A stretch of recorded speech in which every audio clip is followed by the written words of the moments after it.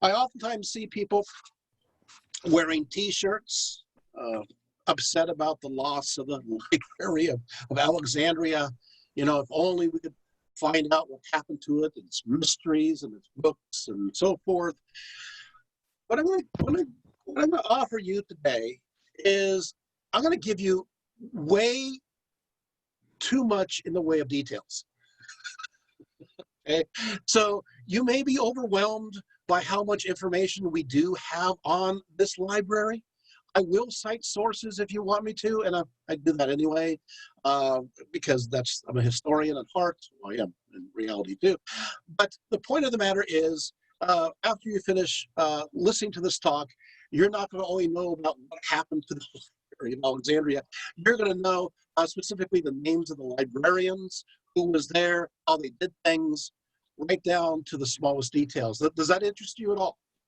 Is that what you're here for? So we will solve this mystery.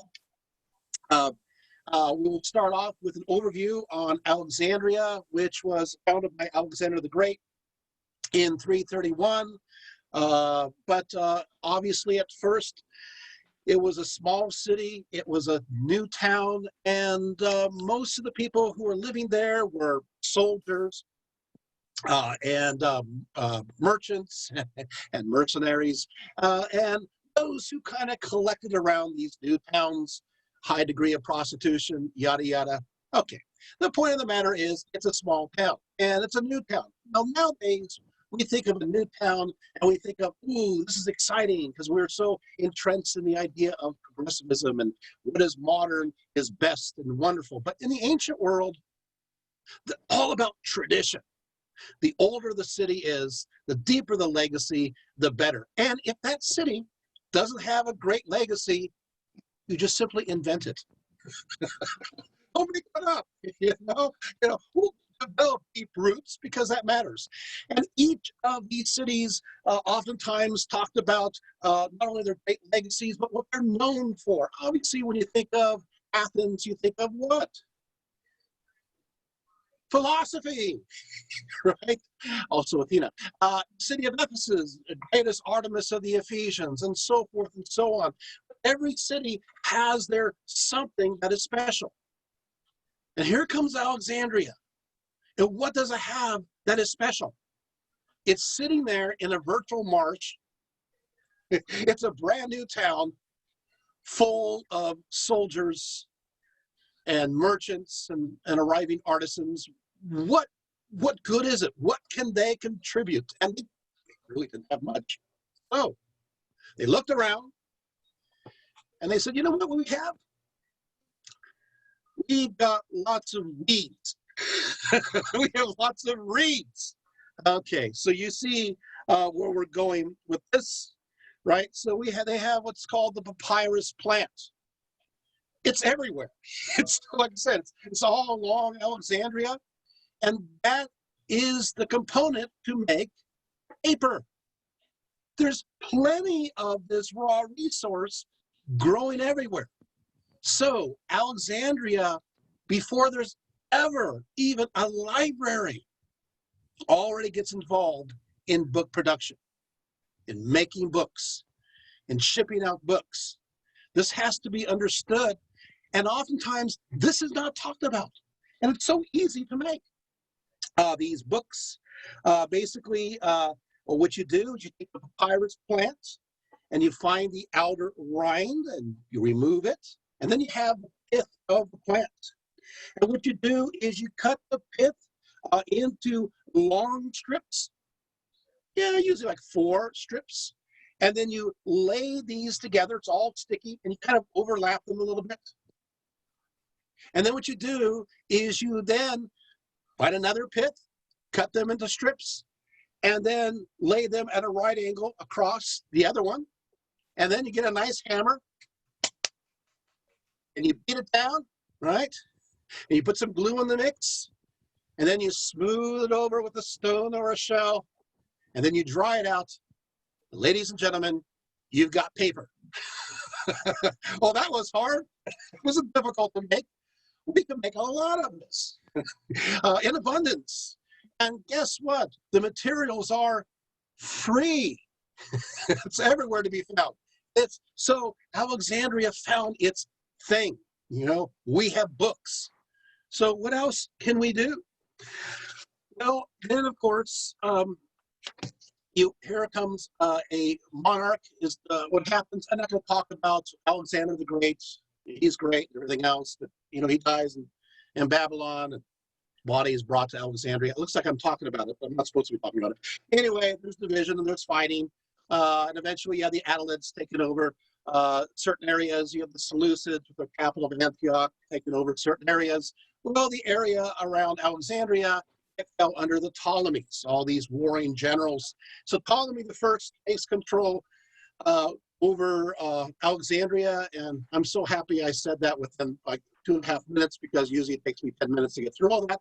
And what happens is that he wants to really buttress this idea of this new product being important, but also he wants to use these books in connection to the accumulation of knowledge. Ptolemy the First is a historian by nature. In fact, he wrote a history of Alexander the Great. So naturally, he is interested in this kind of topic. But, so what he does is that he wants to have a think tank.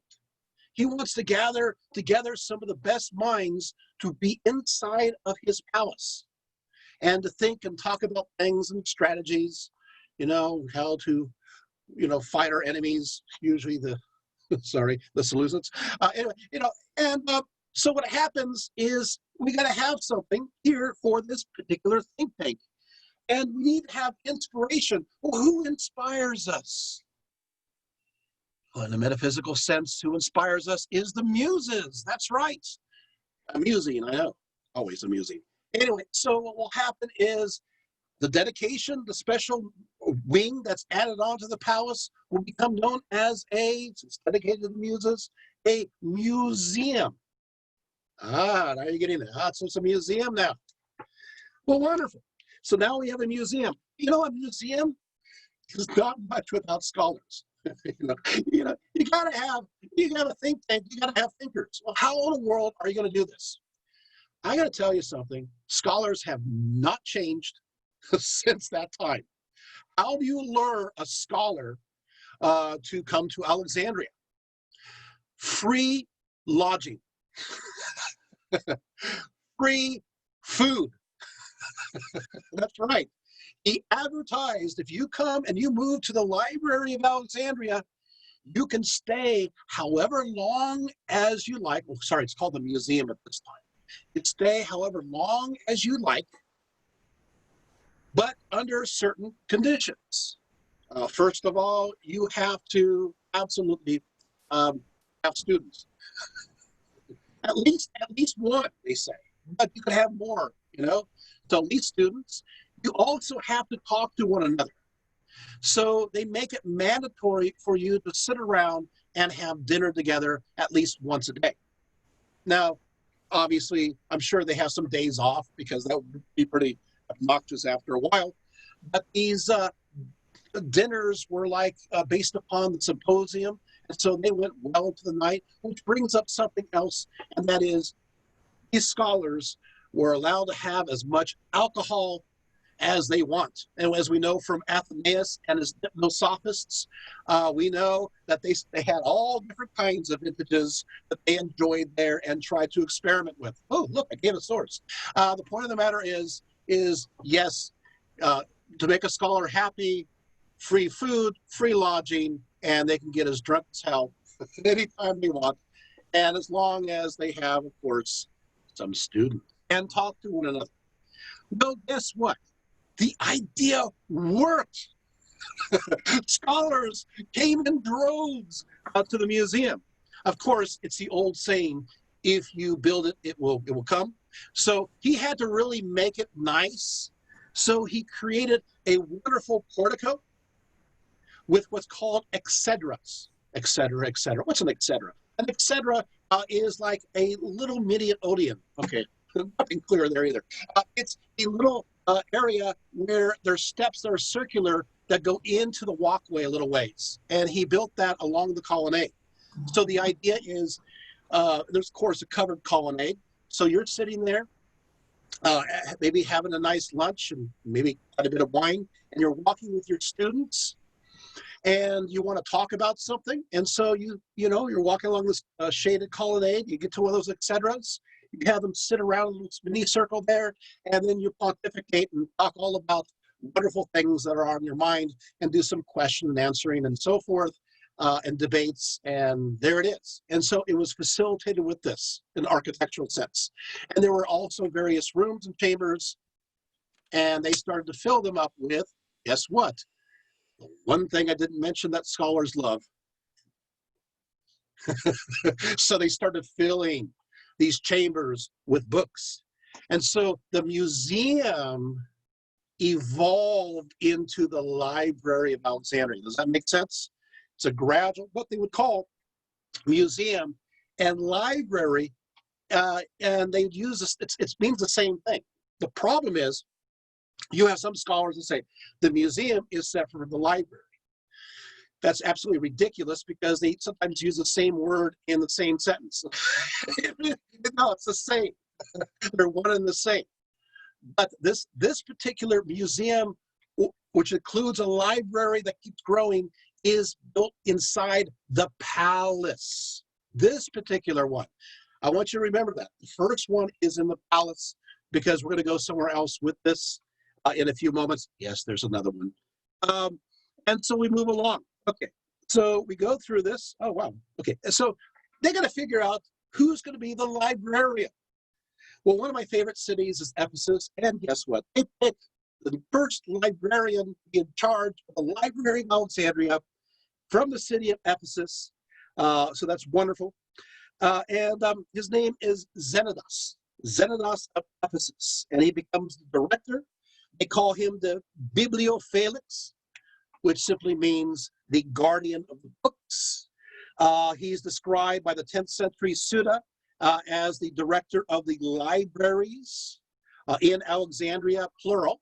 Although the Suda is later, it seems to be, we'll find out, we'll find supporting evidence about these libraries earlier on, so we'll go through that. And he was born and raised in the city of Ephesus, and he was given a very strict education before he went to Alexandria. Who taught him? His name is Philetus of Kos. I'm going to mention him because we'll hear his name again. Philetus of Kos. He was both a scholar and a poet, and he was very meticulous about word usage, and he drove him crazy is people using arguments with unsubstantiated evidence. He went crazy over this, and he brought that mindset to his pupil, Zenodas. In fact, it drove him so crazy that at only one point, he actually starved himself to death out of anger of these people who are not using evidence correctly. And he wasn't even satisfied with that. Philetus actually had on his epitaph the following: "Stranger, I am Philetus, the lying word, and night evenings carrying destroyed me," unquote. So the guy put it on his tombstone that he couldn't stand people who made undocumented claims. So that ethos then gets translated over to Zenodas of Ephesus. Can you imagine what kind of librarian this man will be? Extremely meticulous. In fact, he still influences us today, Zenodas. So here we go. But before we go on, now they have to, Zenodas is involved in arranging how in the world do we get more books? You're gonna love this.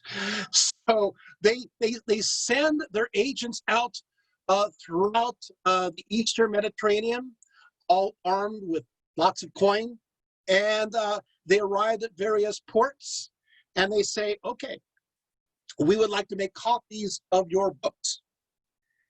Okay. Now that seems reasonable. And so what will happen is that they will be invited in some cases to their local library or place to have archives. And the Alexandrians will copy off the text and then take that text back to Alexandria.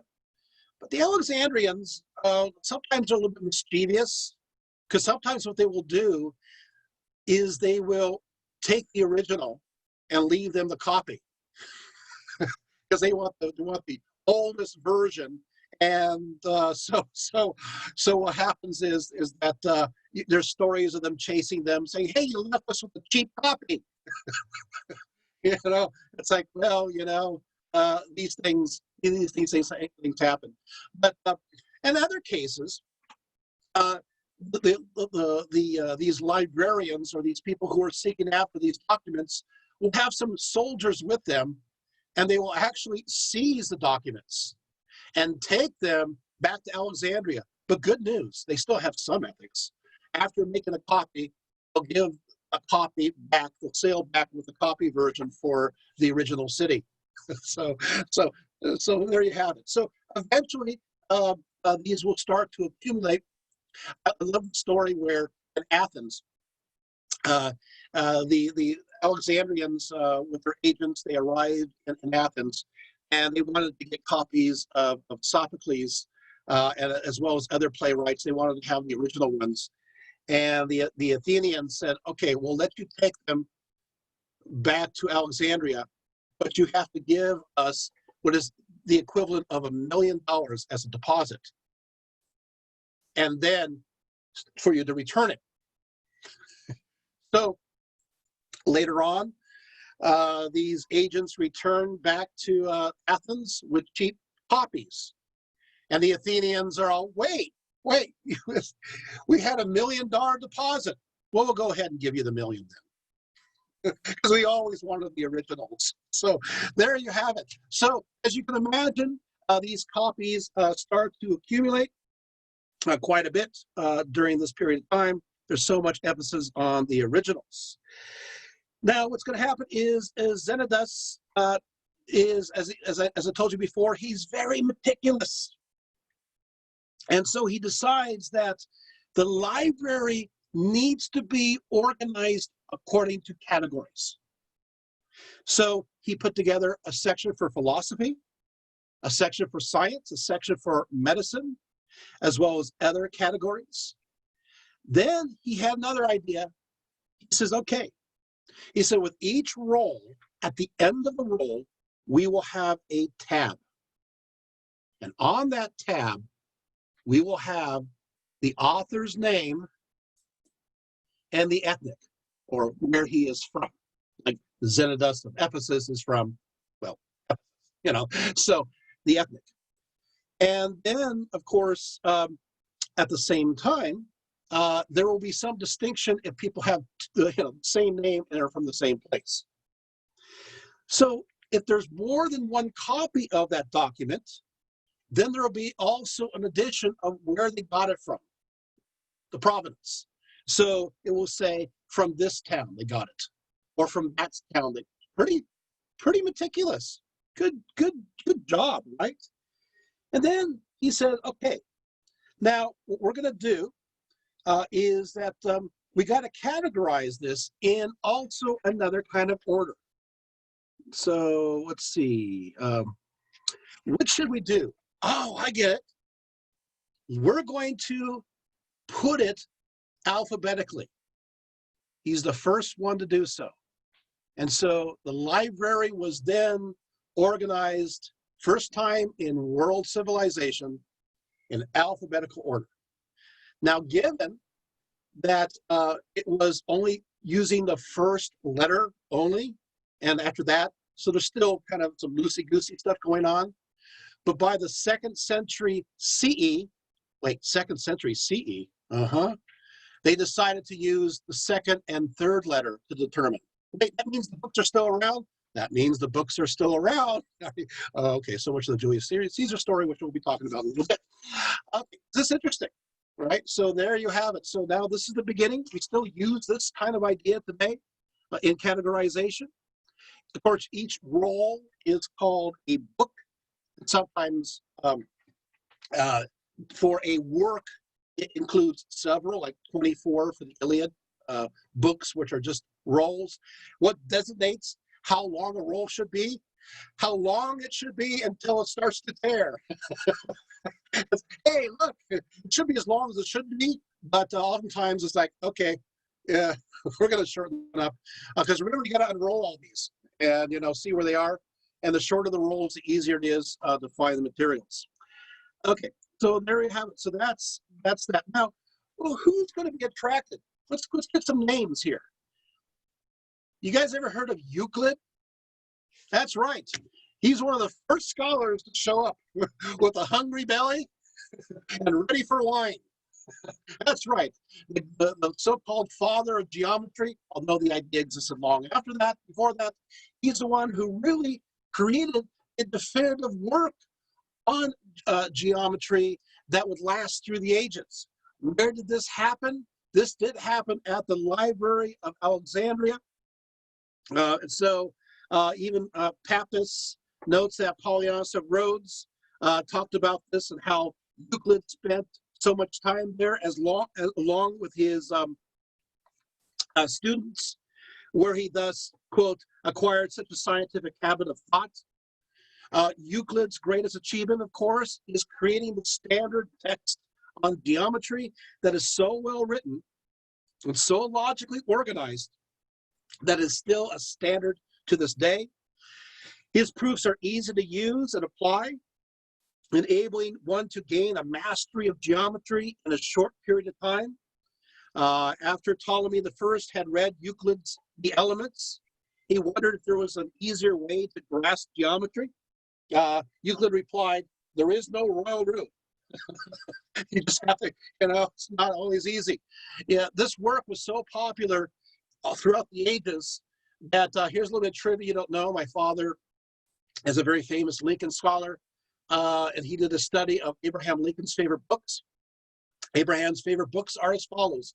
Number 1, the Bible. Number 2, the collective works of William Shakespeare. And number 3, Euclid and his geometry. He carried it with him all the time. In fact, there are studies now going about the way he thought and organized himself when it came to the Civil War and various strategies was using Euclidean means of geometry. Divide and conquer, so to speak. But anyway, moving right along. A little fun bit of trivia there. So Euclid, well, that's kind of a big deal. Okay, so is there anybody else that arrived at this time? Well, yes. Strato, S-T-R-A-T-O. He believed, and now he's here hanging out there, he believed that all material objects consist of particles. What? All material is made out of particles. But we can't see it with the naked eye. And he's the one who advanced the idea of the atom in a theoretical sense. And he pushed this idea.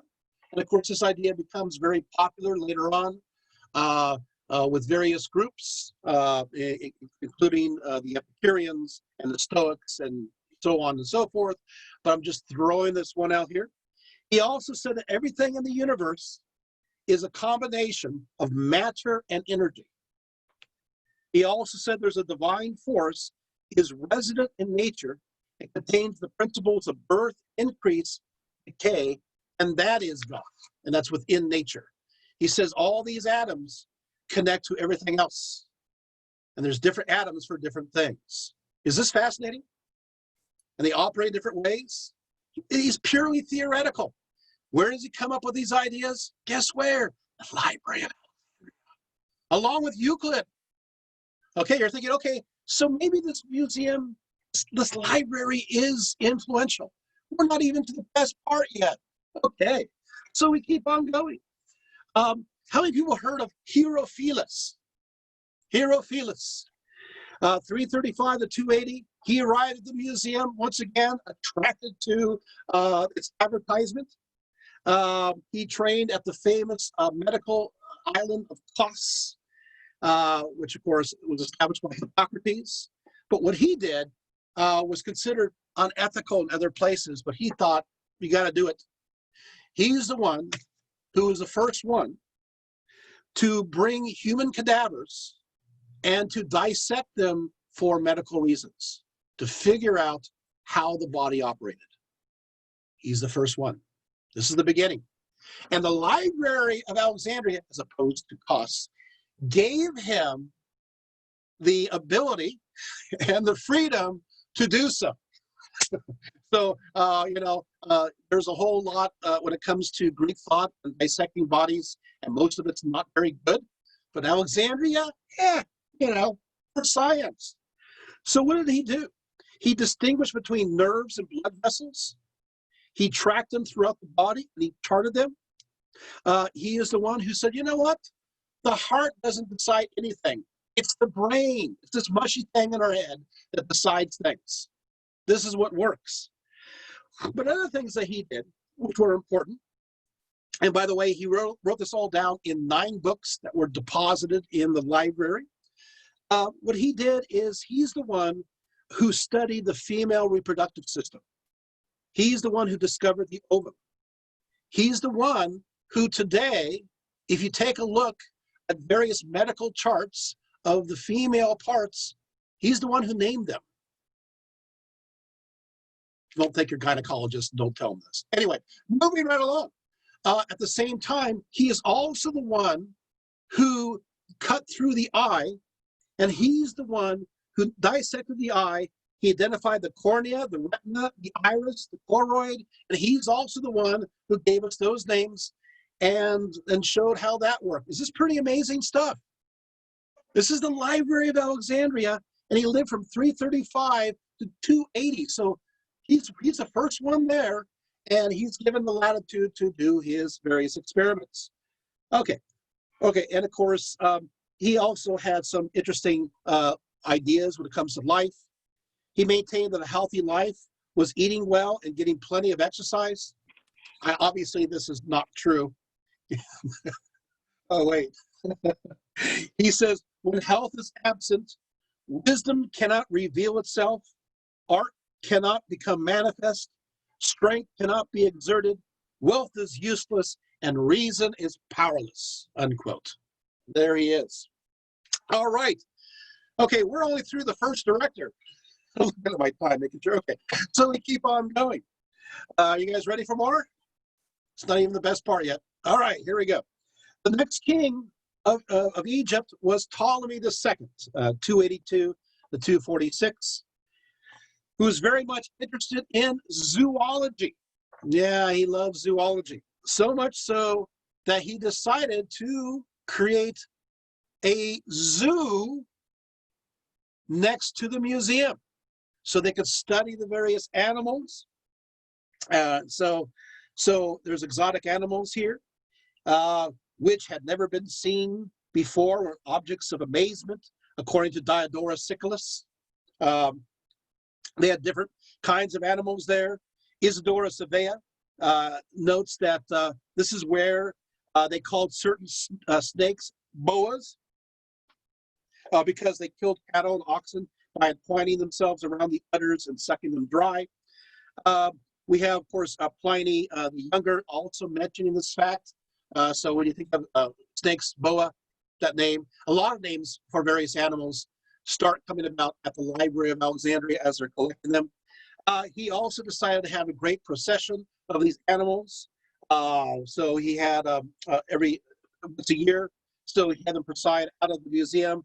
Elephants, antelopes, hartebeests, ostriches, zebras, wild asses. He had parrots, peacocks, and pheasants. The whole parade ended with a white bear, leopards, caracoles, and of course, a rhinoceros and a giraffe. So that was at his museum. The museum that's connected to this Library of Alexandria, and the study of zoology then became very important at this time. So thank you so much for that. Okay, so at this time we have now the Iliad and the Odyssey. They had many different versions of it, and Ptolemy II wanted one version. And so Zenodus of Ephesus, who is still there at this time, he lasted a long time. He says, what are we going to do about this?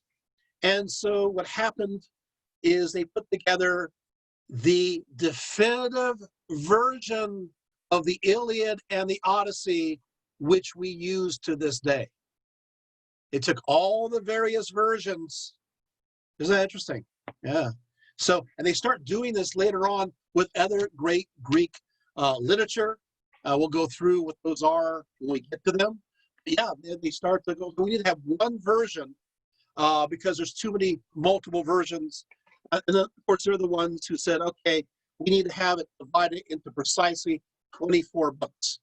If you know your Iliad and Odyssey history, Iliad, you'll see that there's some artificial means to make it into 24. Just kind of fun little things thrown in for good measure.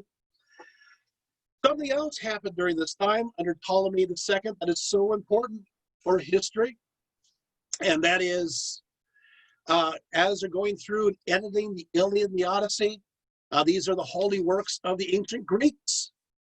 There's a large Jewish population in Alexandria at this time, so it was a decision of Ptolemy II to do the same thing, translating the Hebrew Bible, the Old Testament, into Greek, which is called the Septuagint. Happened here. We know that. Ptolemy II. Of course, the Babylon Talmud records King Ptolemy once gathered 72 elders. He placed them into 72 chambers, each of them in a separate one, without revealing to them why they were summoned. He entered each one's room and said, "Write for me the Torah of Moses, your teacher." God put it in the heart of each one to translate identically all the others as they did. And so supposedly they came all back together out of their 72 rooms, and all the texts magically matched. It's a miracle. The Septuagint is inspired. And so it was. The Septuagint, its translation is the basis of the New Testament. There's only a few quotations that come from any other place. When the New Testament is quoting from the Hebrew Bible, in most cases, it is from the Septuagint, not the Hebrew translation or the Aramaic. There are three exceptions. Other than that, that's it. But see, the problem is, or the good news, I don't know, depending on your perspective, is when you translate something from vague Hebrew into specific Greek, which has lots of words, you're going to add things to it. And a lot of the philosophical nuances fell into the text of the Septuagint. It gets into the New Testament, and then it's understood by the early church fathers. That's why a lot of them are Platonists. Anyway, fun stuff, maybe learning too much, but there you have it. So this is very important when it comes to the studies of early Christianity, as well as Hellenistic Judaism. And once again, in the Library of Alexandria, and you're thinking, wait a minute, yes, Epiphanius notes in 392. And so the scriptures, when they have been translated to the Greek language, were placed in the first library, which is built in the Bruchon, as I've already said. And there arose, in addition to this library, a second one in the Serapeum called its daughter. Anyway, there you have it. So yes, we know it's there. Is this good? You guys having fun yet? All right, and the fun hasn't stopped. So moving right along, maybe. We go into, there's a certain Polynicus of Cyrene, and he arrives, and he's prominent there. And actually what happens is that he started off and he lost all his money before he got to Alexandria, and he had to support his family. He was a poor teacher in a very humble situation, and basically starving to death. He's going, you know what? I think I can go to Alexandria, swallow my pride. He gets there, and he's good at what he does. And so what he does is that he decides to create a catalog of all known Greek writings, which is a mammoth undertaking. In fact, the full title is almost as long. It's called The Tables of Persons Eminent in Every Branch of Learning, together with a list of their writings. That's the title. They summed it up as tables, pedeks in Greek. He wrote, took 120 books to include his entire list of all these books that they had. He divided the collection into two basic categories: poetry and prose, and then subdivisions. For poetry, it was epic, tragedy, comedy, lyric. For prose, he broke it down to history, literature, science, medicine, which defined these areas a little bit further. Then what he did is that he listed each author. There he goes. And each author then had a summary of who he is and what books he wrote. So, for example, he'll have Eudoxus, father of Askenes, of Canudos. This is, I'm reading actually from one of his identifications. It says astronomer, physician, legislator. He studied geometry under Archytas and medicine under Philistian of Sicily. Pretty good, huh? That's the notation. And so he goes on. These tables were obviously helped organize the library, but also he came up with another idea. He said, you know what? Callimachus believed literary artists should be free of constantly copying the style of Homer. He says, you know, we need to break free of all that. You know, we need to create something new, something fresh. He declared that artists should, quote, drive their wagons on untrodden fields, unquote. We need to investigate new ideas, new ways of thought. Callimachus claimed he had a vision of the god Apollo, who told him to fatten his flocks, but to keep his muse slender. Fatten his flocks, keep his muse slender. And then somebody says, I don't understand what you're saying. And he says, big book, big evil. Mega biblion, mega kakon. He said that. So big book, big evil. Oh, okay, we get it now. So if you're going to say something short, make sure it's creative, but that's better than making it really long and bombastic, especially the word bombastic. Moving. Okay, so Callimachus, he also wrote various other works, but it cost him because his rival was a guy by the name of Apollonius of Rhodes. Apollonius of Rhodes is very famous. You guys have ever heard of Jason and the Argonauts? That's Apollonius of Rhodes, and the two were rivals. You know, actually, Callimachus was the teacher some of the time of the other, but oh well. What happens? They fought back and forth constantly. Apollonius of Rhodes. We actually have even poetry that they wrote as opposing to each other. They fought one another. At one point, Apollonius of Rhodes gets kind of thrown out of Alexandria.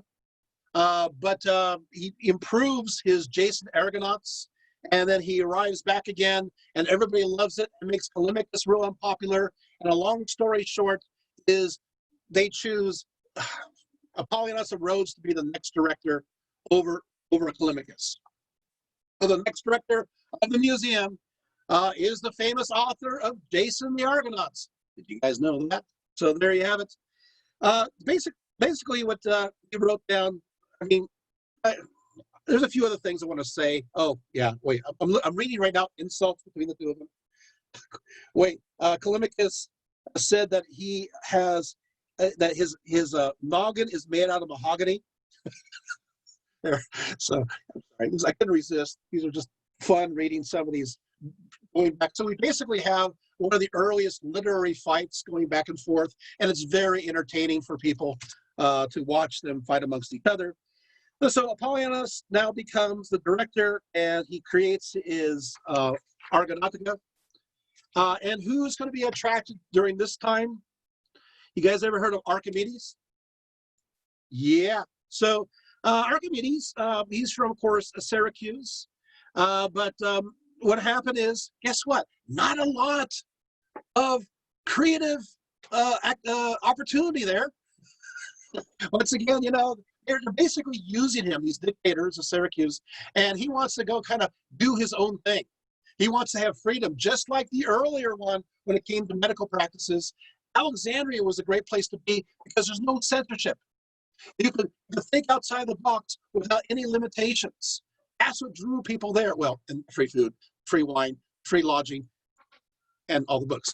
But that also, the freedom of thought was also a great contribution. Obviously, the Archimedes screw, as well as his means of figuring out volume, but that would be another volume of information. Moving right along, Ptolemy the Third, 246 to 232, was the next patron of the museum, and this is where he has an idea. You know, what's better than having one library? Let's have two. That's right. He's the one that came up with the idea of two libraries in Alexandria. This is going to answer lots of your questions when it comes to the burning of the Library of Alexandria.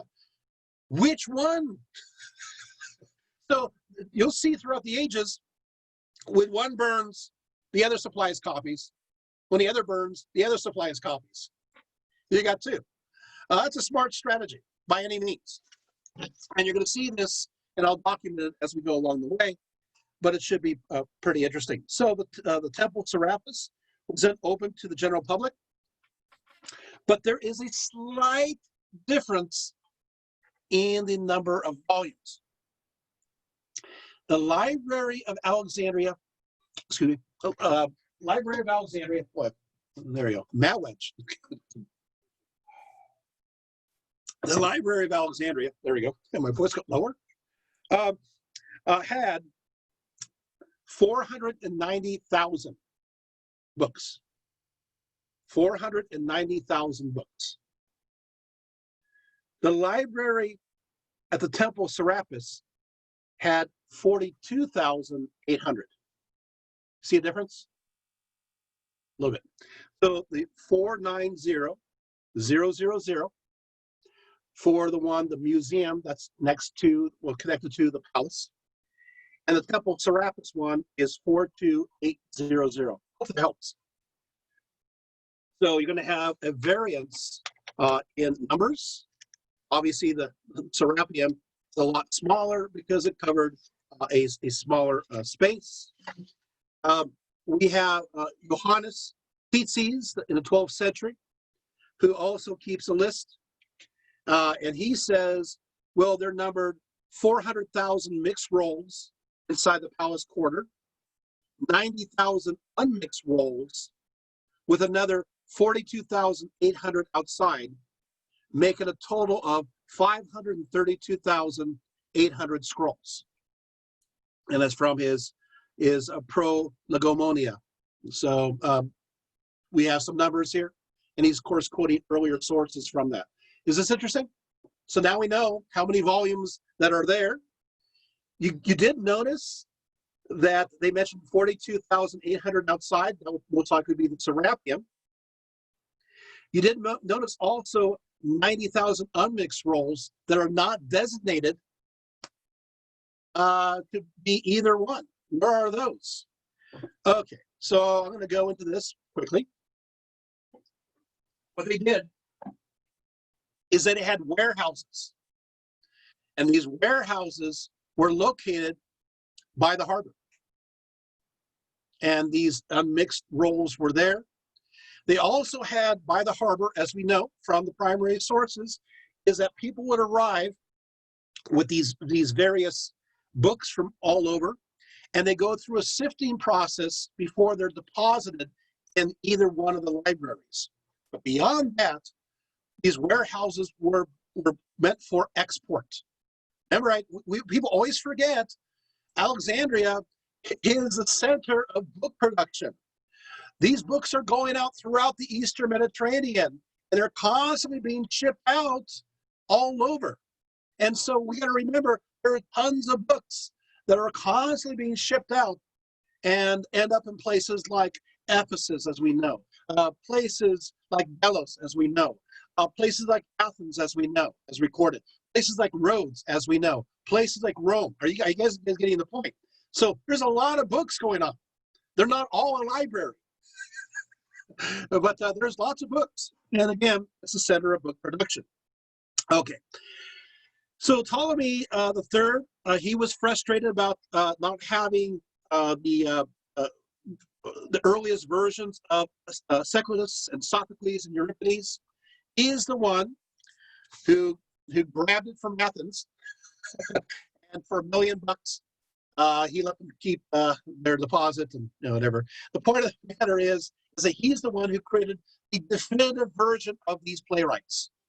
So the versions we have of these great masters of tragedy and comedy and satire are from the Library of Alexandria. All right, well, moving right along. Of course, 6,000 drachmas worth. Okay, moving on. So now Ptolemy the Third, as we go here, we'll suddenly, of course, obviously have another director that will arrive, and you're going to love this guy. I mean, we're not even to the best. We're still not at the best part yet. You're thinking, what? Aristophanes, not Aristophanes, but Aristophanes, Eratosthenes, was the next librarian, his next head. He was ridiculed. They called him Beta. They called him the B-man as opposed to Alpha because he was a master. He was actually good at so many different areas, but supposedly not the master of all. So they call him the B guy, the Beta guy. I don't think that's fair. Aristophanes was the one to calculate the entire circumference of the world. He's the first one to do so. From calculations he made in Egypt, first Alexandria, in comparison to a town known as Cyrene in Aswan today. He wanted to know, and he did know, the exact mathematical position of the sun at its zenith in Alexandria during the summer solstice. And of course, hearing that the sun was blocked by a deep well in the other location, Aswan, Aristophanes decided to make a calculation of the sun at its zenith during the summer solstice at this town, which happened directly on the Tropic of Cancer. He made his measures, and he, of course, triangulated it, and he realized that there's a difference between the two, and he calculated that. What did he get? He said the circumference of the earth, as he saw it, was 24,900.8 miles. 24,900.8 miles. So, that's what he got, and I'm sorry, it's 24,902. Wait a second. Wait, that's pretty good. And it's 2 miles, it matters. Okay. The point of the matter is, he did it. The world is round. Is this good? Library of Alexandria. Are you amazed yet at this knowledge? Then he decided to make a map of the known world. This map had the Mediterranean. It looks very much like the Mediterranean as it is today. Of course, France is the land of the Celts. Britain is on the map. There's an island that is called Ireland, I-E-R-N-E, which is exactly where Ireland is. This is fascinating. There is a place called Thule in the north. It looks like Sweden, sticking down. The Black Sea is exactly accurate. The Caspian Sea is accurate. There's even the rivers on the steppes. North Africa is very accurate, with the Nile's course along the Red Sea. The Arabian Peninsula, Iran, we call it Irana, is represented. Afghanistan, Bactria, is on this map. India is on this map, with both the Indus and the Ganges being represented. The island of Ceylon is there, and then the map goes blank. But hey, that's a nice, large part of the world that is known.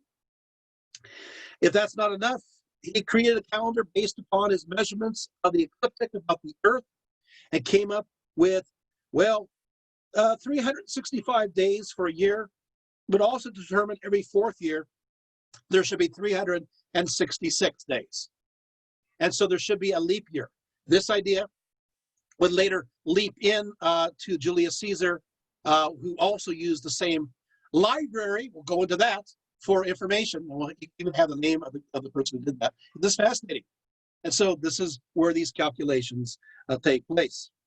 Also, he came up with other things, including the sieve of Aristophanes, which is an algorithm that is still used to identify prime numbers. Brilliant guy. So much for being the beta guy. I don't know, I see him as the alpha guy. Let's give him credit there. Okay, so what will happen now is that next you have the reign of Ptolemy the Fourth. Aristophanes continued to be the librarian. Under Ptolemy the Fifth, he's kind of a 5-year-old. You're going to have kind of a lot of problems going on. Tumultuous period in Alexandrian history.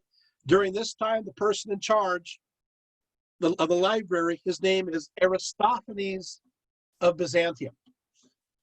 He was the director in charge from 205 to 185.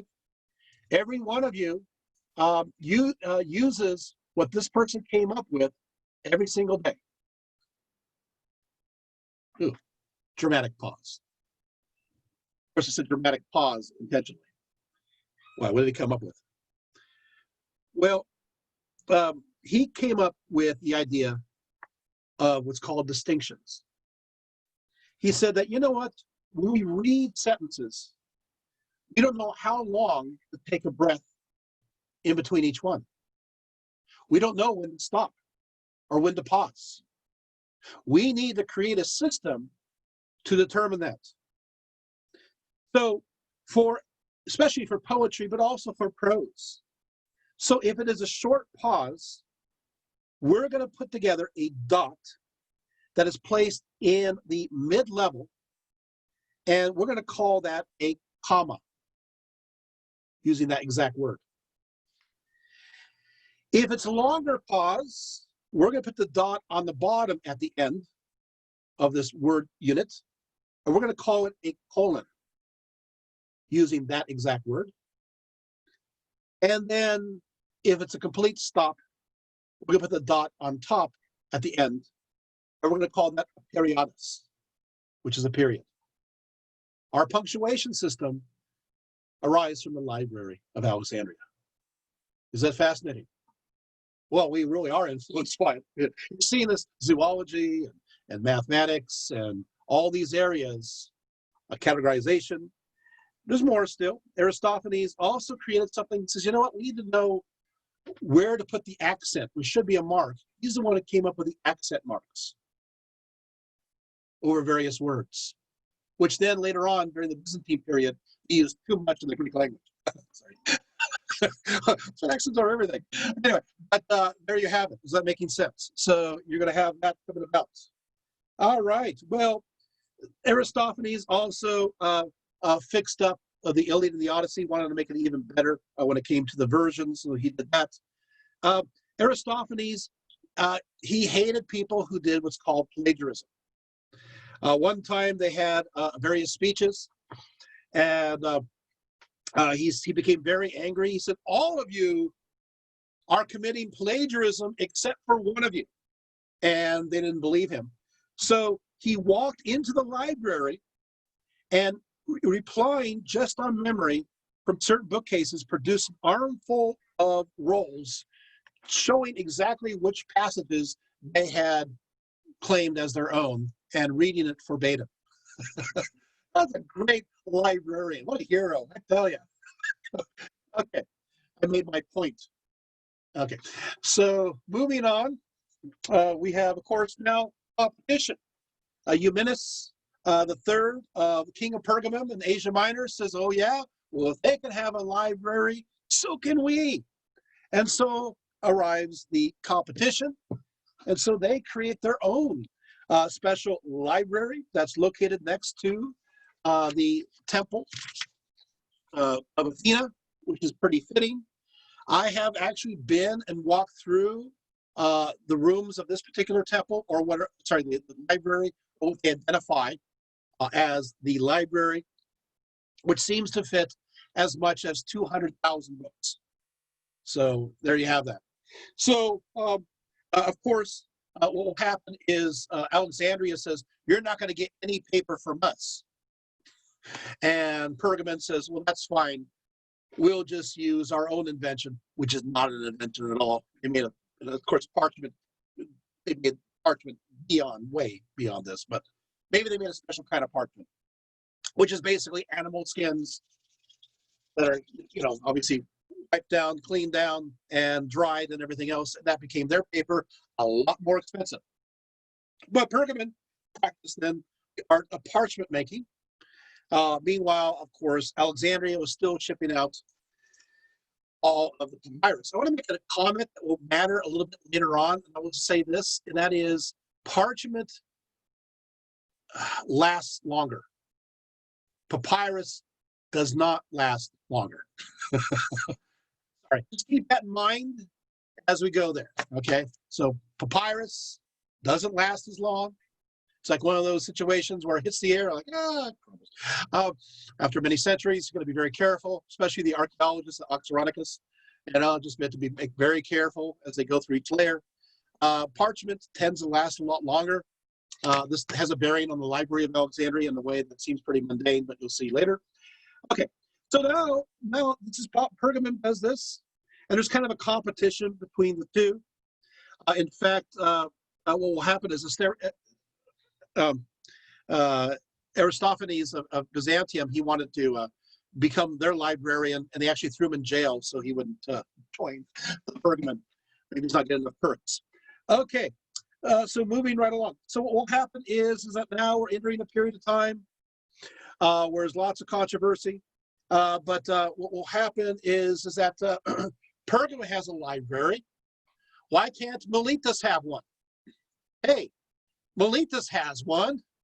Why can't Rhodes have one? Hey, Rhodes has one. Athens should have had this one a long time ago. Hey, Athens has one. Ephesus is, why don't we? And all of a sudden, you have this multiplicity. Meanwhile, Rome goes, hey, we're going to have one too. And everybody's now making their own libraries, and they're all over. So Alexandria becomes less unique as this idea spreads throughout. I've actually visited not only the Library of Celsus in Ephesus, but I've also visited the Library of Nyssa and seen where they put in the wooden cases into the wall. It's still preserved, and it's on 3 stories high. Pretty amazing. They had a stairway apparently that rolled from all different areas with a small porch on the sides. But wow, pretty exciting stuff. All right, the next director is Aristarchus. What does he do? I mean, he can't possibly do something more amazing than inventing punctuation.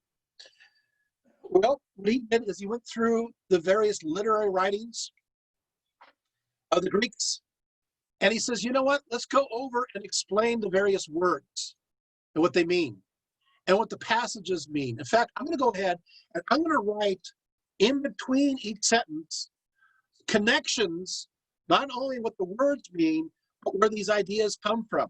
We're going to talk about this. He invents the commentary.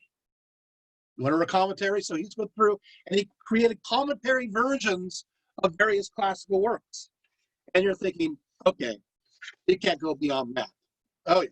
So then what he does, same guy, Aristarchus, what he does is that he's inspired by a certain Politius, who we met earlier, the guy that was against people who were not meticulous enough and who lied and plagiarized.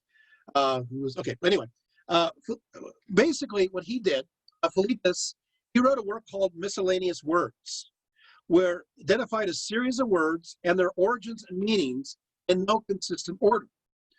So what Aristarchus does is goes, you know what I'm going to do? This has no order. I'm going to put it all in alphabetical order. So we have the word, and then we have the definition. He invented the dictionary. Okay, now you're sitting there going, wow, it looks like all the literary arts come about because of the Library of Alexandria. Yes, they do. That's why it's so important. And those ideas then spread to all these other libraries. So that we are talking about the establishment of the Library of Sciences. Okay. So he also creates something that's called a lexicon too. He invented that. So commentary, dictionary, lexicon, all the same guy, Aristarchus. Thank you so much for that contribution.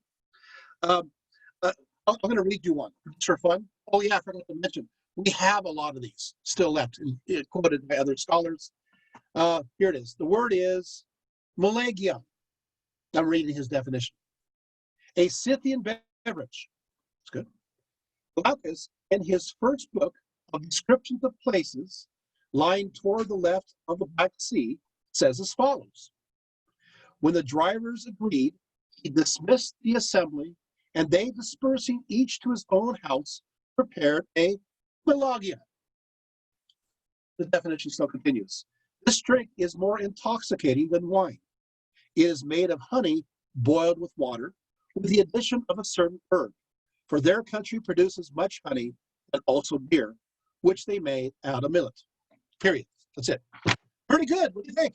Does it sound like a modern dictionary description? It's real well done. Sometimes they're shorter, though. For the word melodia, he writes absolute term for tragedy, and then he says, see Callimachus's commentaries.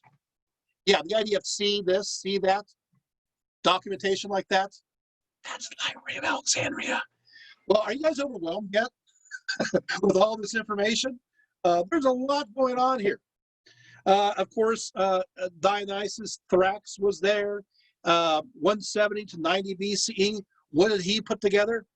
He put together the very first grammar book for a language, a systematic grammar book, and that was still used by the Greeks even into the 4th and 5th century CE. He put this together. Grammar books. Yeah, thank you again, because there needs to be a more systematic way of learning these kinds of things. Okay, well then, unfortunately, we get somebody to the throne, Ptolemy the Eighth, in 145.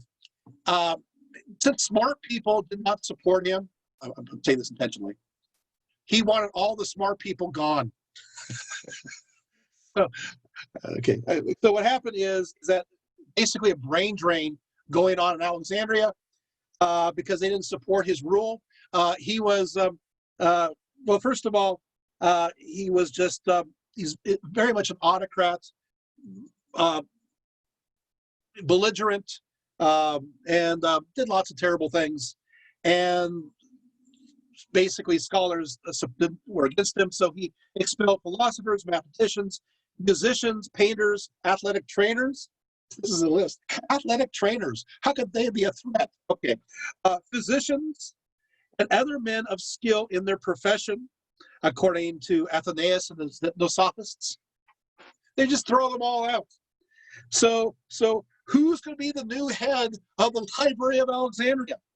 He chose a certain Sidus of the spearman. He made one of his soldiers. Hey, you're in charge. So for a while, Alexandria is not doing very well. But don't worry, it comes back, it goes back again. And by the time we get to the 1st century CE, you're going to have Didymus of Alexandria, which is 63 to 10 CE. And he took on many different challenges. He again summarized all Greek literature. He did so in 4,000 books. It was given the name Bronze Guts. Okay, so obviously these would probably be scrolls as opposed to actual books in our sense, because that would exceed the number of maybe too big. So let's get to Julius Caesar. Let's get into this conspiracy. The story goes that Julius Caesar, one of the versions of the destruction of the library, Julius Caesar burned the Library of Alexandria. At least one of the versions. That's pretty great. Unfortunately, nobody at the time knew about it. But, so here we go. Yeah, so in 48 BCE, he chased Pompey and his allies to Egypt. The civil war divided the land between Ptolemy the 13th and, of course, his older sister, who we know as Cleopatra. In the middle of the chaos, the Egyptians seized the ships in the harbor of Alexandria, thereby cutting off any potential supplies arriving from outside of Egypt. And it did jeopardize Caesar's abilities to receive reinforcements. In response to this threat, Caesar, quote, according to him, in the civil wars, burned all these vessels and those in the dockyards, since he could not protect so wide an area with his small fleet, unquote, Book 3, 111. Okay, so Caesar then seized Pharos Island with the lighthouse. He liked that, although he destroyed everything else on the island. He liked the lighthouse and used that for his procession later on. According to Florus, Caesar was so impressed with the lighthouse that he ordered a mini recreation of it. According to Aelius Hirtius, one of his lieutenants, he states that Alexandria is almost completely secure against fire.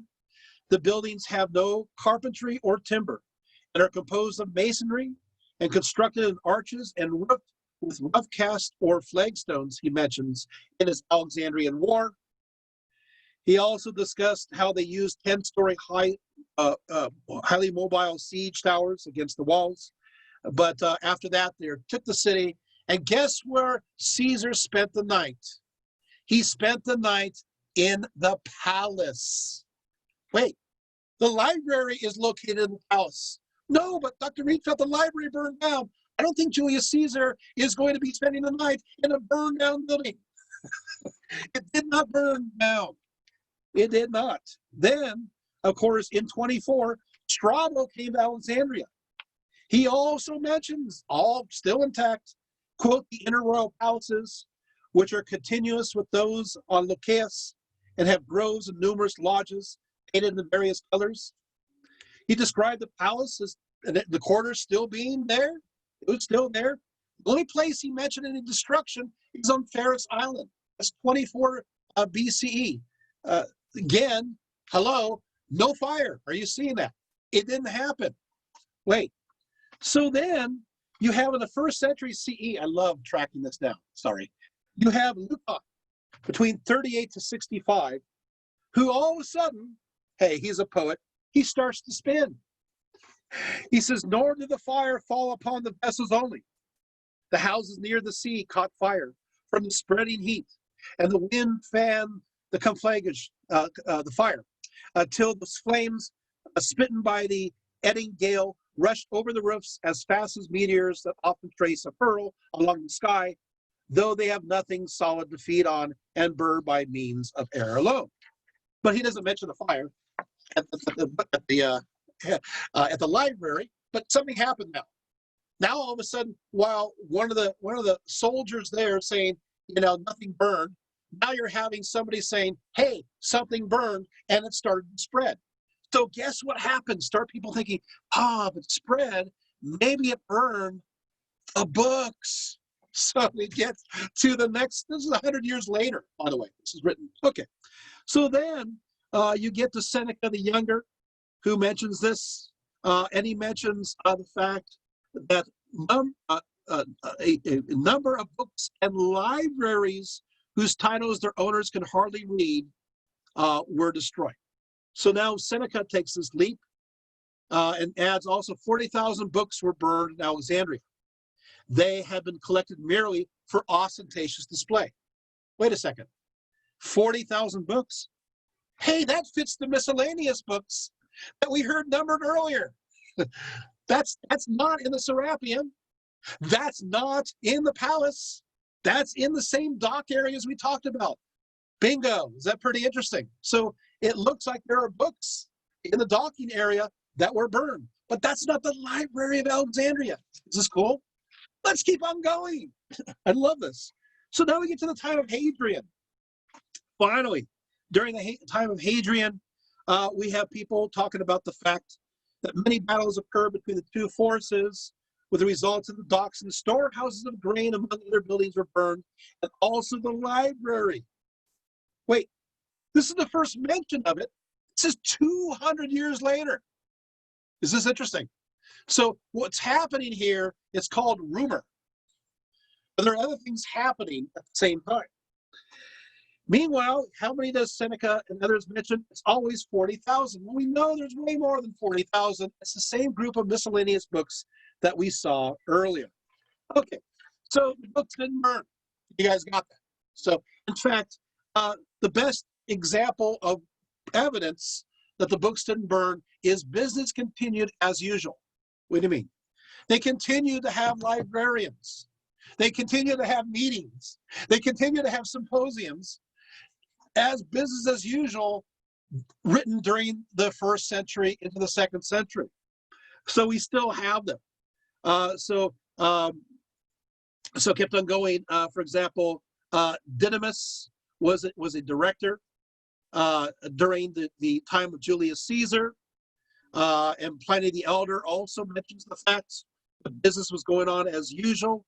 He also mentions a famous thinker there known as Septuagint of Alexandria, who was connected to 3 main schools: the Chaldean, the Egyptian, and the Greek. And he is the one, of course, who suggested the idea of leap year going to Julius Caesar. This is where the connection goes, which goes back to Aristophanes. Well, a little earlier, I forgot to mention, in 41 BCE, Mark Antony decided to give his love Cleopatra a very special gift, and that was the 200,000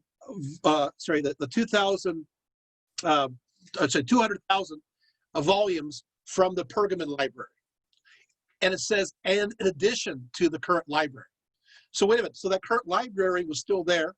Anthony says, hey, Cleopatra, you know that rival, Pergamon had the great library? Well, guess what? You're getting that collection. Yay. A lot of people said, oh no, Mark Antony did that to replace the burned down volumes. They lost all these volumes, and that's why he's doing it. No, there's no evidence for that. It's an addition too. But hey, nobody reads Greek anymore. Moving right along. So we keep on going. Is this fun? So it continued going on during that time. You have another person at the library during the 1st century. His name is Ptolemy of Alexandria, who was a superintendent of the Goddard Library of the Temple of Serapis as well. He was a priest. He wrote various works on the mysteries, especially Egyptian astrology. Also, he said that the Egyptian religion was actually the worship of simply nature, stories to be understood as allegories, typologies. Underlining this understanding, he wrote many works. And an emperor by the name of Claudius Caesar, he decided that, you know what? Let's have yet another addition to the Library of Alexandria, and we're going to name it after me, and my Etruscan history is to be read there each year from beginning to end. So there, according to Suetonius. So you have now yet another, so it looks like this library is not only not destroyed, it's getting bigger. It's expanding in size. In fact, in 79 CE, according to Cassius Dio, the Octavian building, or the portico of Octavia, together with those books, were destroyed. So in 81, what will happen is the Emperor Domitian, according to Suetonius, provided for having the libraries, which are destroyed by fire, renewed at very great expense, seeking everywhere for copies of the lost works, and sending scribes to Alexandria to transcribe and to correct them, unquote. So still going strong, and those books were then brought to Rome, the copies. Well, then, of course, according to the Historia Augusta, Hadrian, when he toured the area, what he did is Philostratus notes that he put one of his favorites as director of the Library of Alexandria because he wanted to have, get this, free meals at the museum, unquote. Everybody loves this free food. You gotta love it.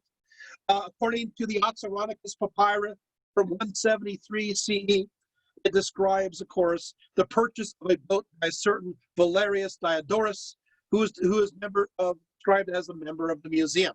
We have even more documentation. It goes on for forever. Athenæus in 232 CE also writes about the library. So you're getting the point. So, okay, Dr. Rietveld, when is this thing going to get destroyed?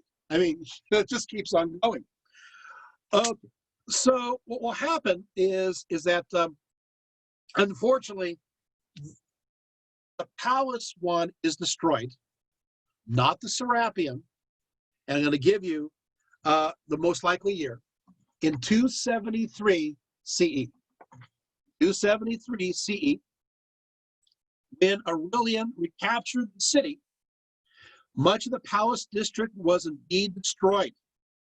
In fact, the historian Amalianus Marcellinus writes the quarrels of the citizens turned into deadly strife, and her walls were destroyed, and she lost the greater part of the district called Bruchen, which had long been the abode of distinguished men, including Aristarchus, eminent in thorny problems of grammatical lore. And of course, continues the wealthy businessmen and leaders of the revolt were described as owning, quote, so many books that he used to often say in public that he should support any army on paper and glue. Okay, anyway, moving on around. So we're having books being destroyed, but this whole palace is laid low. In fact, it is so destroyed, it even gets overwhelmed again in 298. Another destruction, which completely destroys. So if it wasn't destroyed in 272, it was destroyed in 298 because the rest of the area was laid flat completely, to the point by 390, it was outside the city walls, and anchorites lived there. And slowly but surely, the area was taken over by water, and today, the section of the palace is now currently underwater of Alexandria. So it was turning into marsh, though, already in the late 300s into the 400s, and I find that interesting. Okay, so you're thinking, okay, well, what about, we still have the Serapeum. So the daughter library keeps on going. It is not destroyed. They still have, again, they don't talk about the museum as much until we get to the latter half of the 300s. Then they start talking about the museum again, which I find is interesting. We'll go there in a few moments. But what will happen is as follows, is that Constantine the Great arrives, and he wants to have a library of Constantinople. So what he does is that he starts making copies of various books of Christian literature, as well as early church fathers, to fill this new library. But Constantius, his son, has other ideas. He ruled from 337 to 361. He hired a scholar by the name of Themistus, and Themistus was placed in charge of collecting all the copies for the Library of Constantinople. And so, by the way, Themistus remained a pagan until the very end of his days, and he was allowed to bring in any book he wanted. So what he did is he went to the Library of Alexandria, and he started to have their collection copied on parchment and then placed into the Library of Alexandria. Are you guys getting my point? Okay, so that's, of course, but which library is this? Well, this would have to be the one at Serapeum, because already the one at the palace is gone. Does that make sense? So this is being copied down in Constantinople. And one interesting factor is parchment survives and papyrus starts breaking apart. And so what's going to happen is that the copies in Constantinople stay and remain longer, while the maintenance in the Library of Alexandria of keeping these things together are not so good, and they start to crumble. Right, guys? So it actually starts to disintegrate, in which, the upkeep. They've lost a lot in the way of finances. If you know the history of Alexandria during the 200s and 300s, it's not a great century, 2 centuries to live in for them. It's like construction every 30 years and lots of problem when it comes to infrastructure. But there you have it. But then what will happen is that the Library of Constantinople, this is good, it will have 120,000 books. And these are copies, but on parchment from the Library of Alexandria. This Library of Constantinople burned in 473. And you're thinking, oh, no. No. The majority of the books were not only rescued from the flames, but because they had a great catalog list of all the books, they were able to replace the rest of them within 3 years and reestablish another library. Wait, this is a part of the Library of Alexandria, now in Constantinople, placed on parchment, which is a long-lasting material. Yes, it continues on in Constantinople. In fact, we know it's alive and well. Even in 680 CE, at the Sixth Ecumenical Council of Ephesus, there's a certain Agathon the Reader, who was a librarian at this establishment, and he was designated as a notary for the meeting. So when did this library disappear? God, this is awful. The year 1204. Thank you, Fourth Crusade. It was the West, the Latin West, that destroyed the remnants of the Library of Alexandria. You just can't make this up. Is this sad? This is where we lose the knowledge, although fortunately a lot of that knowledge was already being transferred over to the West gradually. But this is where the burning goes about. Okay, so let's flash back and let's move over back to Alexandria. So you have the Serapeum, it's continuing. What happens there? Well, unfortunately, what happens there is Theodosius the Great, who's probably not that great, orders the destruction of the Serapeum in the year 391, and it is destroyed, it's pulled apart, and that's the end of the library. Maybe. What do you mean, maybe? Okay, we know there are two members, according to various writings, Ephonius as well, and that we know for a fact that a certain Theon was involved in this museum during the 300s, and of course, his daughter. I'm not sure if you guys ever heard of her before, but her name is Hypatia of Alexandria. She was associated with the museum. And you're going, Dr. Riedfeld, where are you going to find this evidence?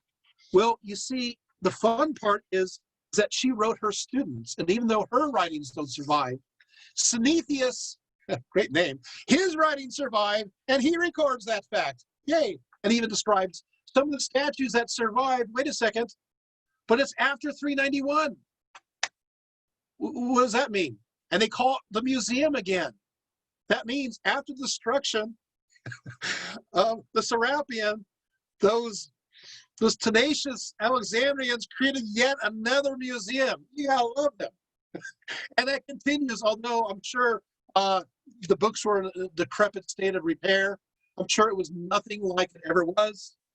And so, of course, you're going to think to yourself, okay, and so this is when the Muslims destroy the Library of Alexandria and they get the works of Aristotle. You know, suppose a story that happened in 640 where we blame Islam. Yeah, where's that source? What do you mean?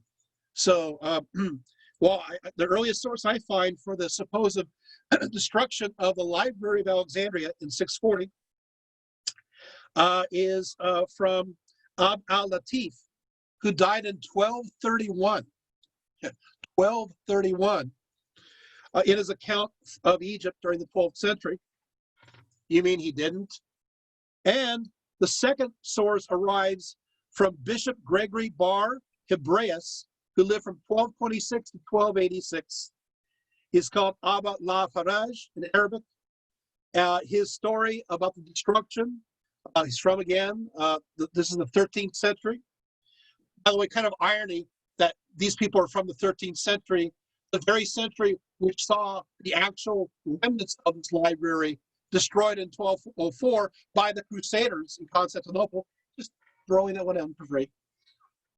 Anyway, and it's full of errors. He says Caliph Omar is made to say that John of Byzantium, if those books are in agreement with the Quran, we have no need of them. And if they're opposed to the Quran, destroy them. The problem is that John of Byzantium, also known as John of Grammarian, lived in the 6th century and was long dead by the time the Muslim came into the picture. It's full of total errors. It's a fabrication, fake news. It's not true. Got it? Wow. You woke up.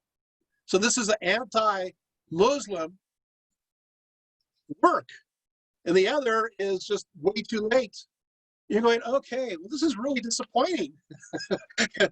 You mean the great Library of Alexandria kind of fell apart because of bad maintenance and copied off in parchment by the Library of Constantinople, and it was preserved and continued to the time of the Crusades. And as the Crusaders have destroyed it, yeah. Oh, is there any hope? There is still hope, because one more little bit. Some of these volumes got connected to the Academy of Athens.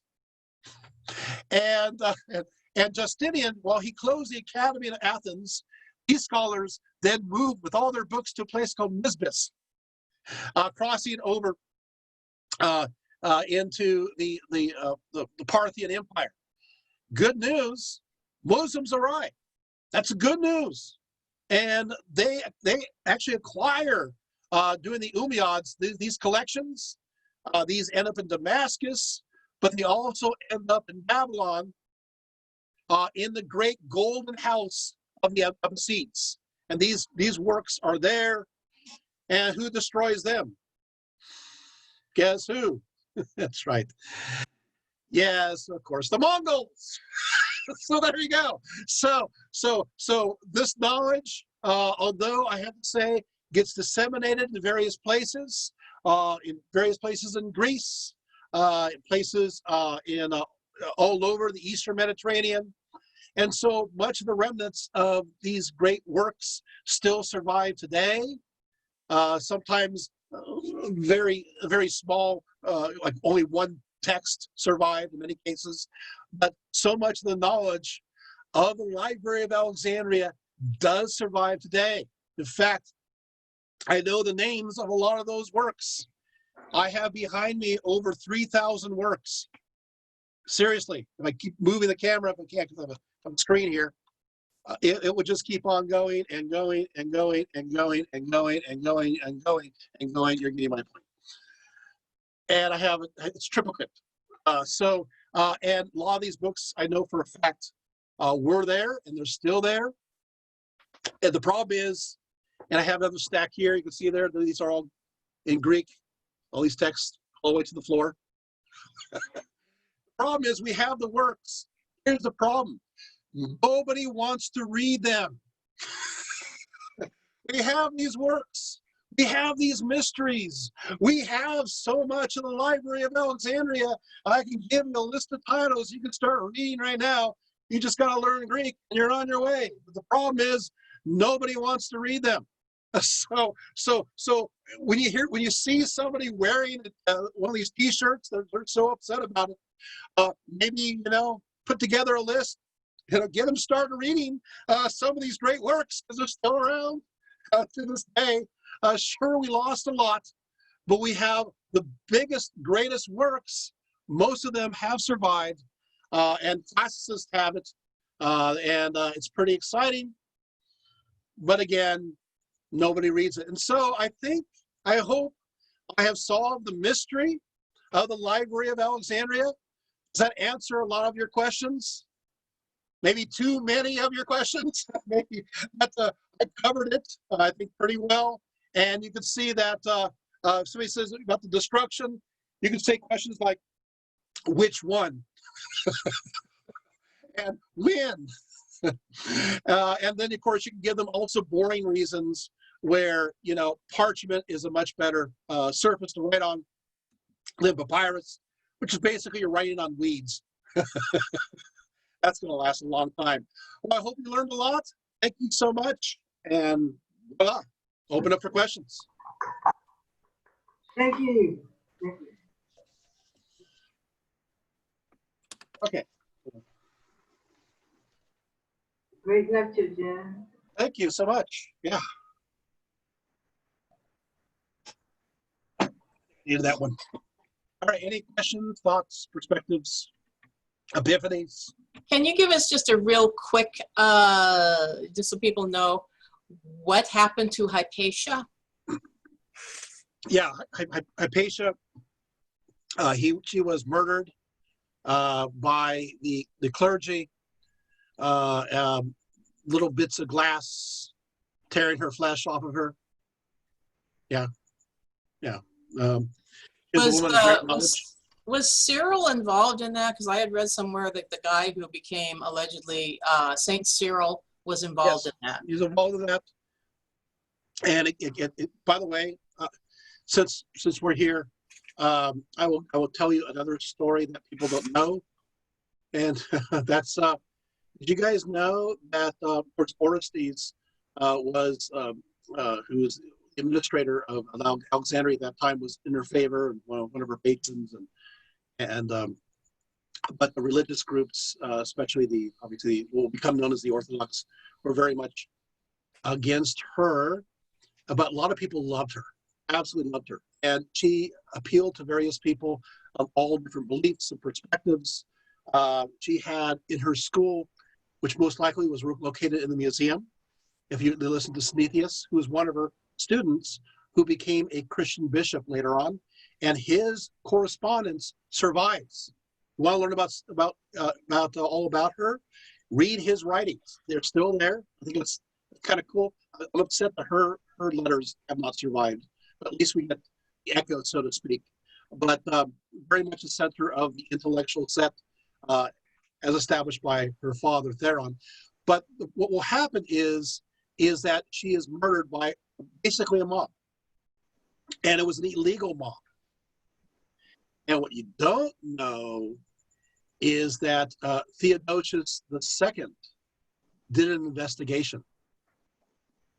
You guys know? People don't know this.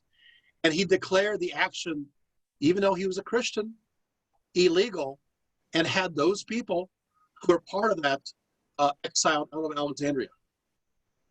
And he wished that he could have brought the others to justice. This is part of the story of Hypatia that nobody don't show that in the movie. You're like, because you're thinking, you hear the story of Hypatia, and you're thinking to yourself, such injustice, and the Christians really don't care, and they let this poor lady, go through all this.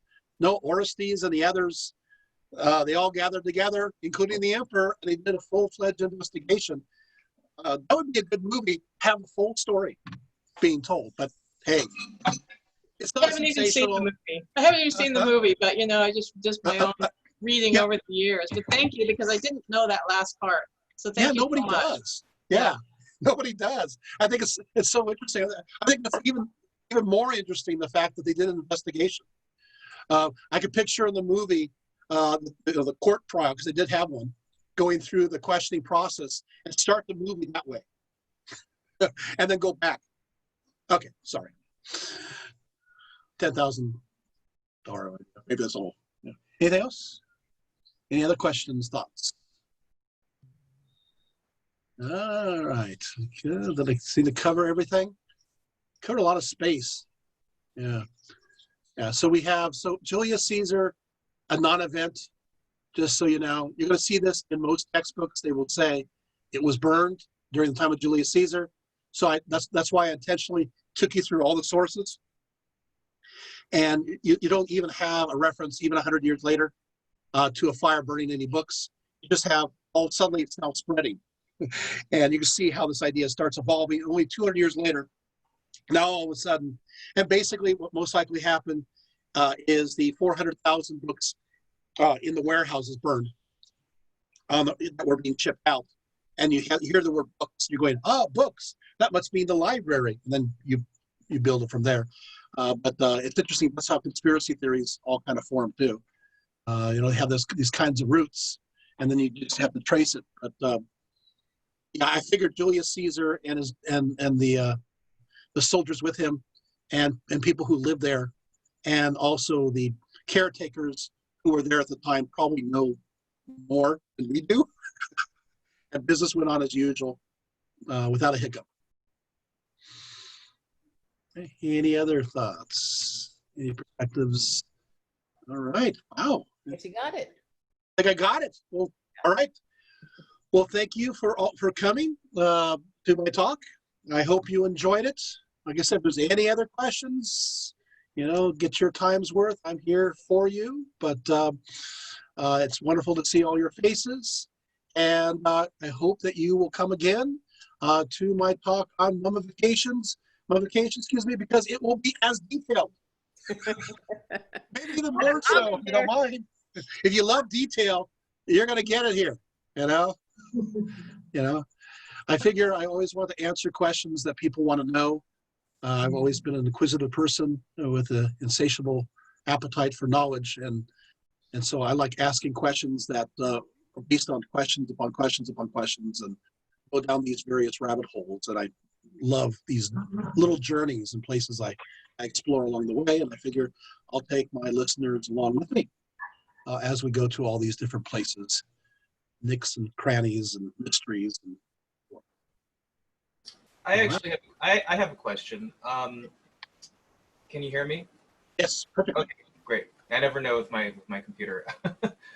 So you had mentioned that Alexandria was the birthplace of a lot of things, like more of an understanding of human anatomy, and the one guy, I forgot his name, who estimated the circumference of the Earth. And Aristophanes and particle physics. And I'm wondering, are those innovations or discoveries exclusive to that region of the world, or were there other cultures like ancient China or the Mayans or Incans that were kind of made those discoveries on their own?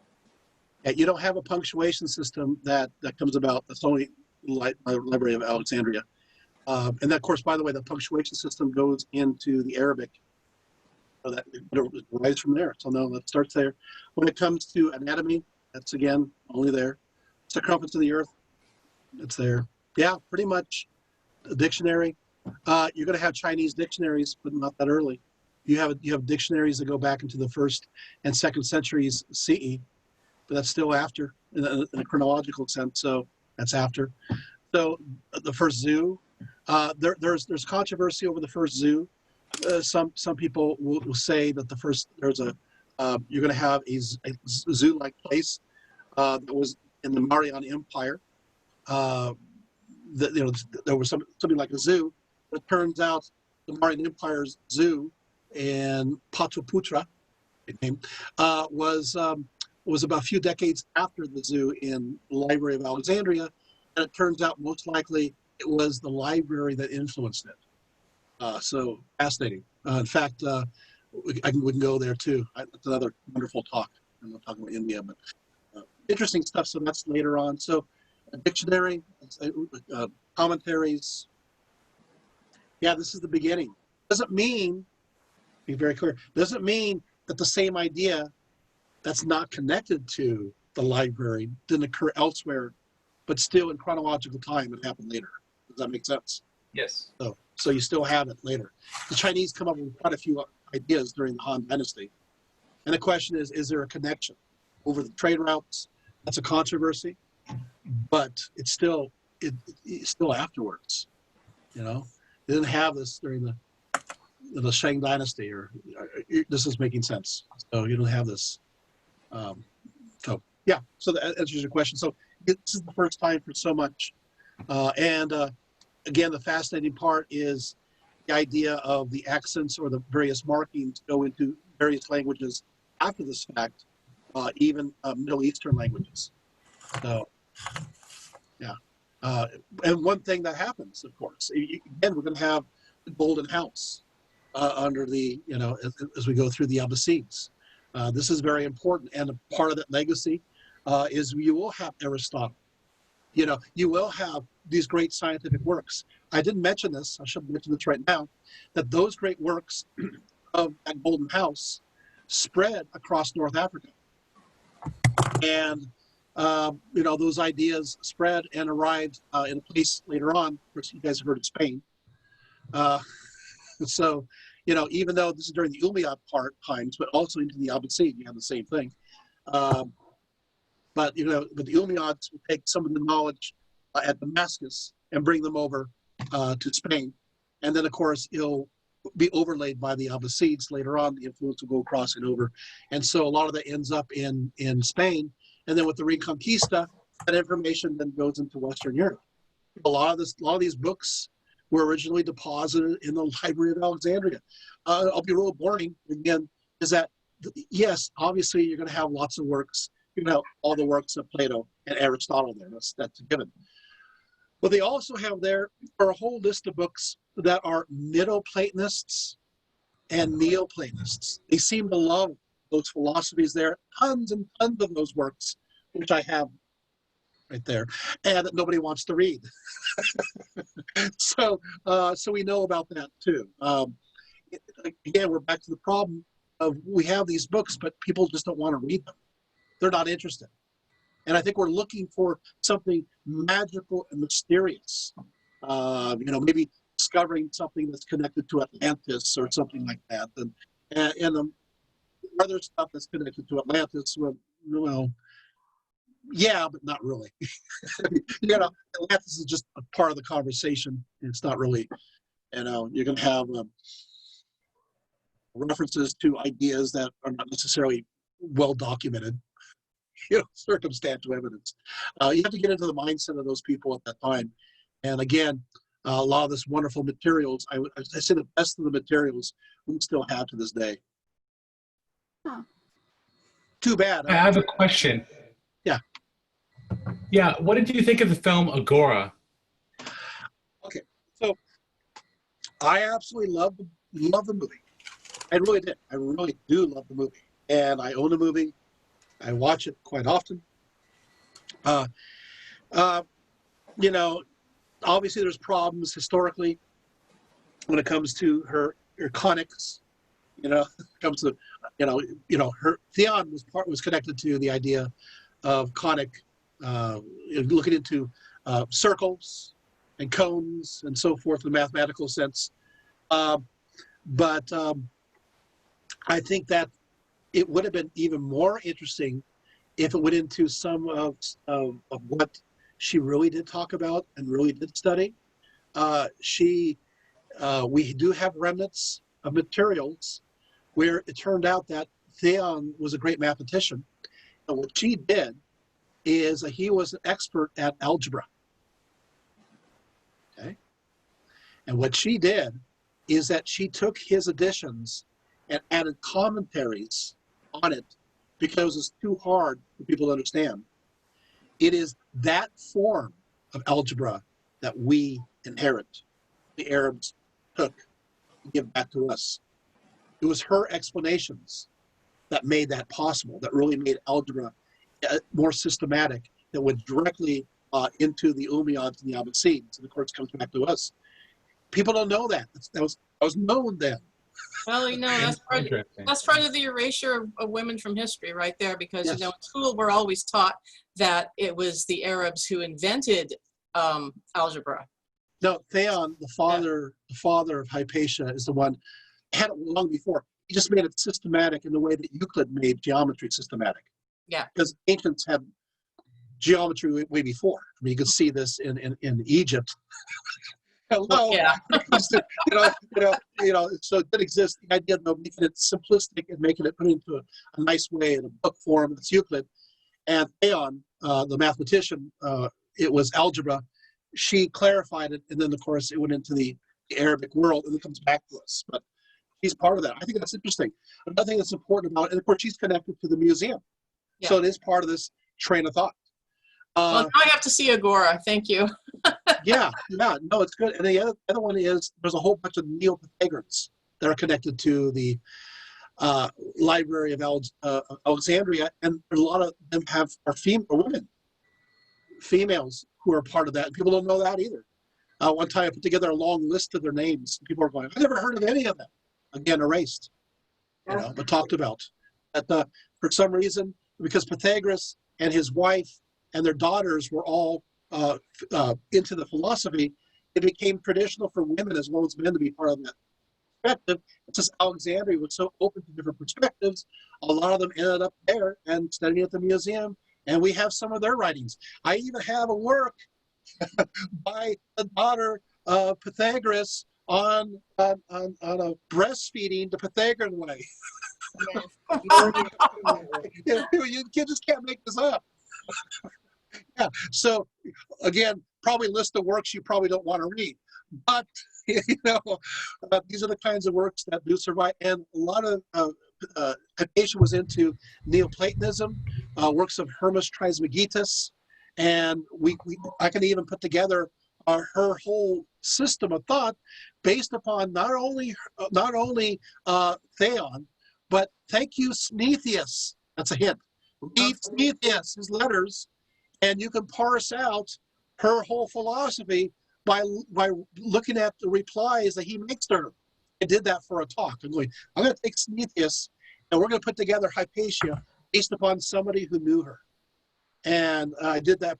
Maybe that's a good presentation for me to do sometime here. If you guys are interested in that, I could do Hypatia, and I could talk about. Would you guys be interested? We did a Hypatia once, but I don't remember if we talked about that. Yeah, so we could do, if you guys are interested in something like that, that would be, That'd be great. Yeah, so that way you can actually get to know her from people who knew her. And I think that's kind of cool. And so you'll like the movie. Carl Sagan talks about her a lot too. Who? Carl Sagan talks about her a lot as well. Yes. Yeah. Yes. Yeah, but she's definitely a worthy person to study. But and a lot of her beliefs are extremely mysterious. She is sort of a monotheist, polytheist. That's another interesting bit too. She believes in the monad, or the one that emanates. It becomes the pleroma. It becomes a multitude. So that's why she was so acceptable to many Christian groups, because she's almost a pagan-like monotheist, sort of monotheist, but again, she's very much steeped in that perspective. I guess I answered your question. Any other questions? That was a good one. I had a question. You kept mentioning something that sounded like you said Golden House. Is that right? The Golden House of the Abbassides. With golden. So what happened is that during the Abbasids in Babylon wanted to collect all the knowledge of the world and put it into this great library, and being inspired by, guess what? And they collected as much as they could from all around, and this was a very important place. And then there were other libraries in which became Baghdad later on, and then unfortunately you have the Mongols destroying this in the 1200s. Now Abbassine, I'm not sure. Abbasids, how do you Bassides, I think. I'm trying to think of the one. That's right. Abbasids, yeah. I'll look that up. Abbasids, yeah. Would you be Abbasids, yeah. Okay. They're after the Umayyads. The what? I'm sorry. Umayyads.